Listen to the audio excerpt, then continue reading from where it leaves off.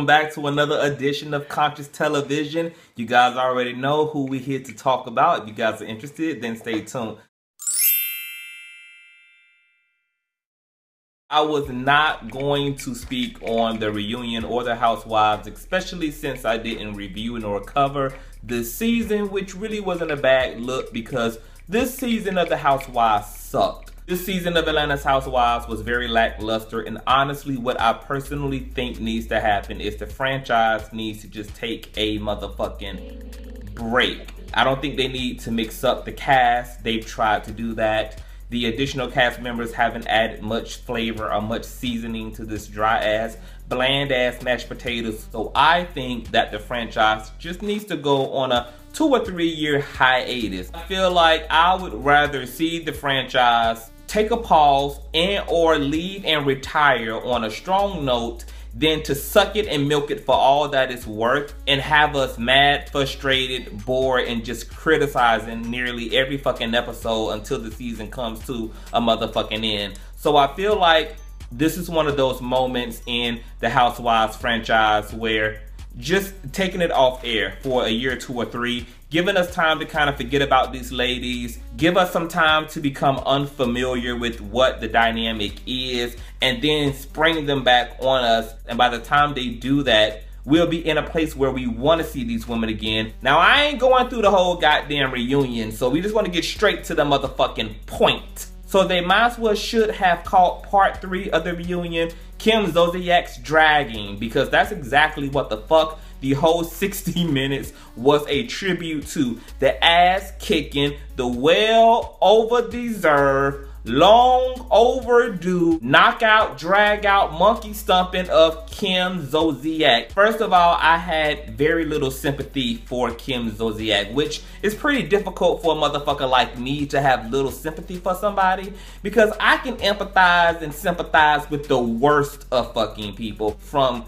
Candy to Kenya to Cynthia to Nene. Roundhouse kicked that bitch in every corner of the goddamn palace. I was here for it because Kim Zolciak came to be a problem this season, and she successfully achieved being a problem this season. So when she brought her ass out on stage, she had no idea that they were going to solve her motherfucking ass once she sat down. This led to a full-out breakdown toward the end of the reunion where Kim Zolciak gets up out of nowhere, storms in the back with Croy. She's carrying on to Andy. I am the higher power. It was a hot ass mess, and thank God Andy had no stake in the fight and was able to be unbiased toward Kim Zolciak and let him know, hey, everything you got was well fucking deserved. You brought nothing positive to this season. You came and nitpicked and criticized and teased and mocked and agitated and aggravated these fucking women,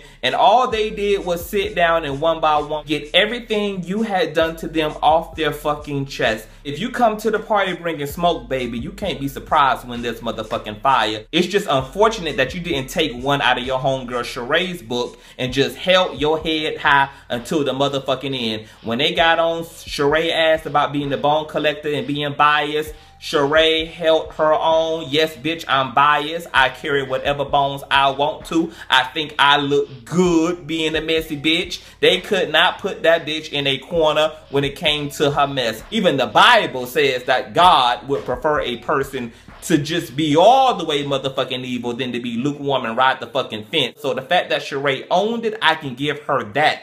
Kim Zolciak, you just should have fucking owned it.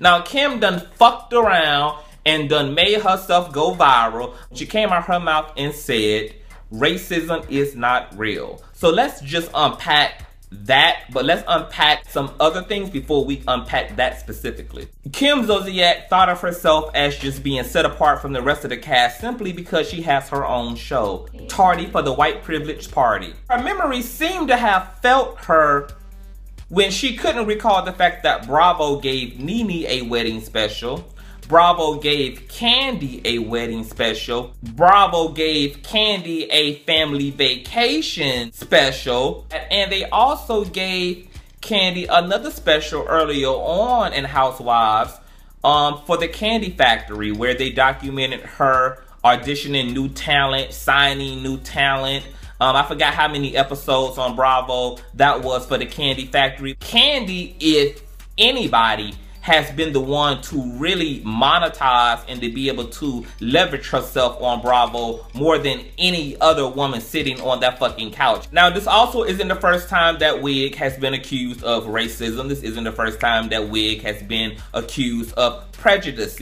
Is Kim racist? Some things that Wig have said in the past definitely would make you wonder.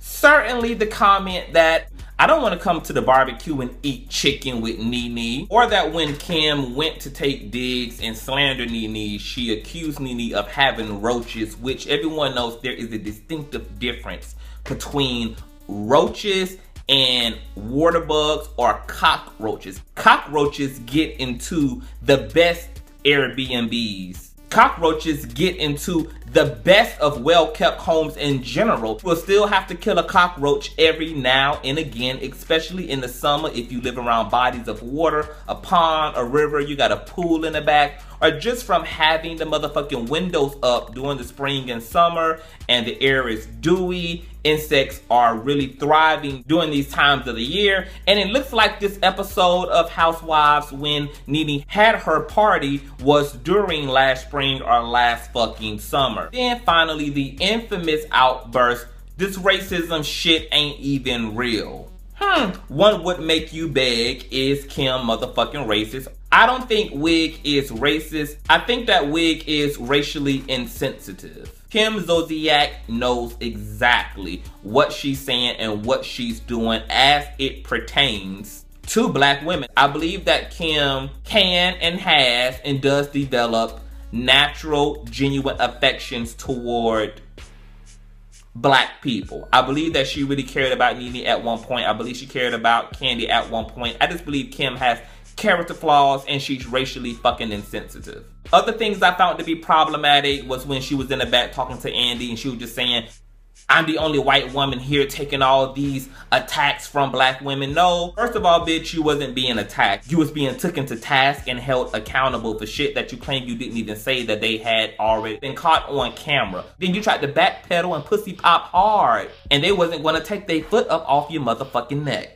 That statement also came off as really elitist. It really sounded like this here was a white woman saying, how dare these black women talk to, address, and confront a white woman in the manner in which they are. Who the fuck do they think they are? They have got the system all fucked up. You're playing into the very narrative that people like Nene and others are trying to paint of you of being a fucking racist, because it's those little subtleties and microaggressions in the way that you speak that really raises the wig off of motherfuckers' heads about what your stilo is as it pertains to black women. Because it wasn't necessary at all, especially within the context of what was happening during the reunion and them confronting you about things you said that you wasn't owning up to, and made it contextually sound for you to distinguish yourself as a white woman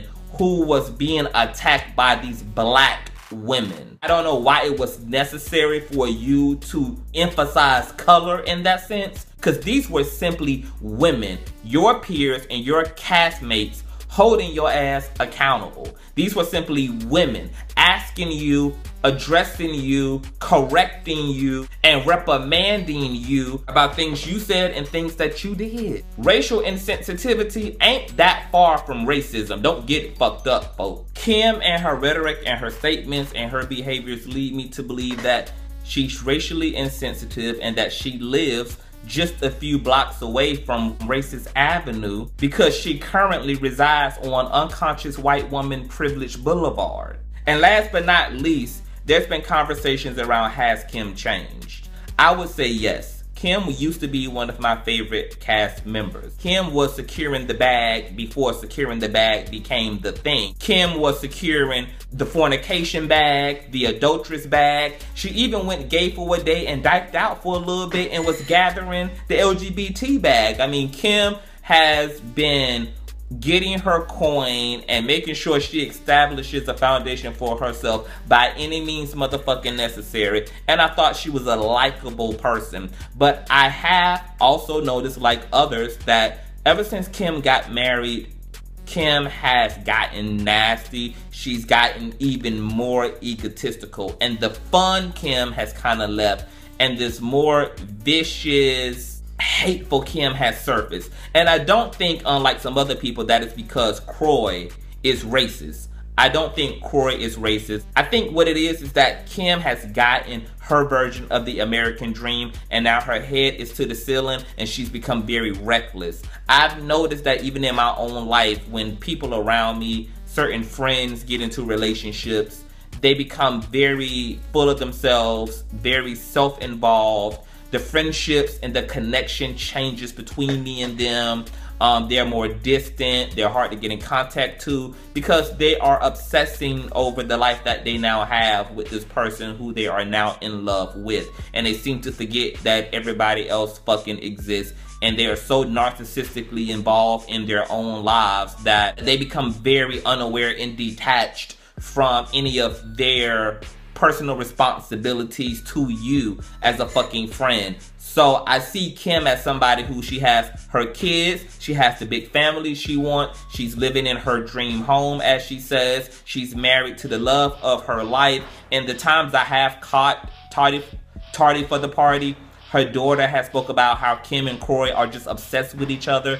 And that just fuels my point about the fact that I think Kim is just, for the most part, gotten what she wants out of life. It's why Kim didn't care to maintain relationships with these women. It's why she came back swinging and fighting and giving Bravo a villain, because Kim didn't see herself as having anything to fucking lose. She's no longer single. She's not struggling to take care of her kids. She is financially stable. She has a husband she loves. She has a bunch of fucking kids and wants a lot more. She has her own show, as she likes to be so braggadocious about. And all of this shit has just gone to the bitch's head. This has really brought out this nasty, disconnected, insensitive, detached version of Kim Zolciak.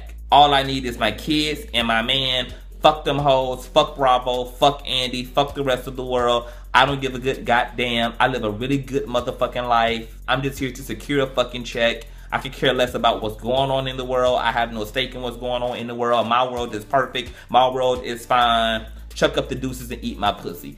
That's the attitude Kim gives me. So I think it's just egotism. And I think that this was the first time that she stepped back out into the real world with real people who were able to take her ass to task. So I don't think Kim is going to be returning. If Bravo does invite this bitch back, I hope that it's only so that the rest of the girls can make an example out of her ass and take her ass to task about white privilege, take her ass to task and school her ass about fucking racism, so that this can send a interesting message to the rest of America that black people are not going to settle for this racially insensitive acidine thinking and feeling on behalf of white folk, and that when they say dumb shit and when they do dumb shit and when they out of order, black people gonna be right there with a broom and a motherfucking dustpan to sweep their ass the fuck up and to give them a reality check outside of the sunken place that they've made a permanent residency in.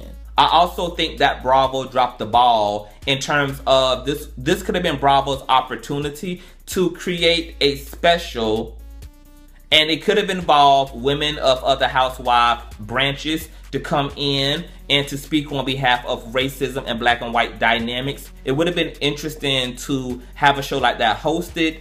VH1 did something like that. When it came to Love and Hip Hop Hollywood, they did a special on VH1 after that season had wrapped up called Out in Hip Hop, where they addressed homophobia within the black community, homophobia within the black church, homophobia within hip hop. It was hosted by TJ Holmes, I believe.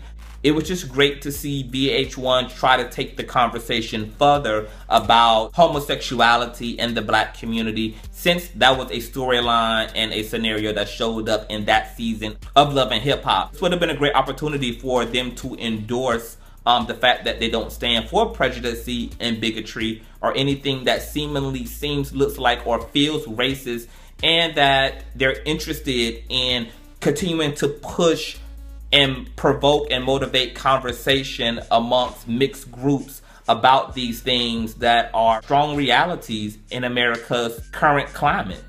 Bravo could have did that. So, Bravo, get y'all shit together too. On that note, you guys, tell me what you all think about this episode, the reunion, especially the Kim Zolciak situation. Leave your comments below. Make sure you rate, share, comment, and hit the notification bell on my channel so that you can get those video uploads as they hit in real time. Thank you guys for all the love and support. There's going to be a video uploaded after this regarding Todrick Hall and the Justin J hypersexualization of black men and that whole thing. So you guys be on the lookout for that. And I will check you guys later.